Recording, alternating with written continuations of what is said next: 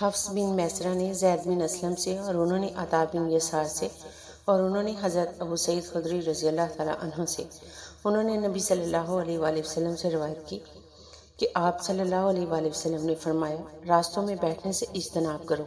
صحابہ نے کہا اے اللہ کے رسول صلی اللہ علیہ وآلہ وسلم، ہمارے لیے راستے کی مجلسوں کے بغیر جن میں بیٹھ کر ہم باتیں کرتے ہیں کوئی چارہ نہیں۔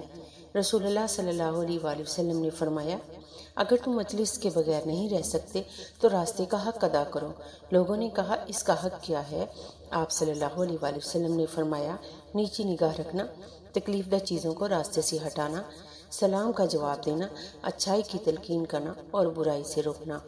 صحیح مسلم حدیث نمبر 5648۔ اسحاق بن عبداللہ بن ابی طلحہ نے اپنے والد سے روایت کی، انہوں نے کہا کہ حضرت ابو طلحہ رضی اللہ تعالیٰ عنہ نے کہا ہم مکانوں کے سامنے کی کھلی جگہوں میں بیٹھے باتیں کر رہے تھے کہ رسول اللہ صلی اللہ علیہ وآلہ وسلم تشریف لے آئے اور ہمارے پاس کھڑے ہو گئے۔ آپ نے فرمایا تمہارا راستوں کی خالی جگہوں پر مجلسوں سے کیا سروکار؟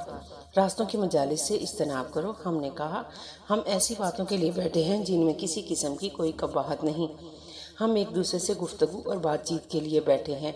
آپ صلی اللہ علیہ وآلہ وسلم نے فرمایا اگر نہیں رہ سکتے تو ان جگہوں کے حق ادا کرو جو یہ ہیں آنکھ نیچی رکھنا، سلام کا جواب دینا اور اچھی گفتگو کرنا۔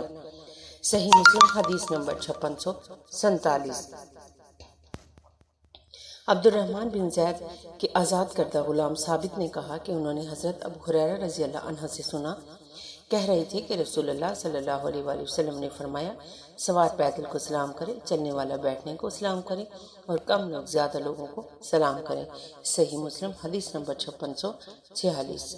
ویڈیو اچھی لگے تو چینل کو لائک اور سبسکرائب کریں تاکہ اس طرح کی معلوماتی ویڈیو آپ کو بر وقت ملتی رہیں۔ شکریہ۔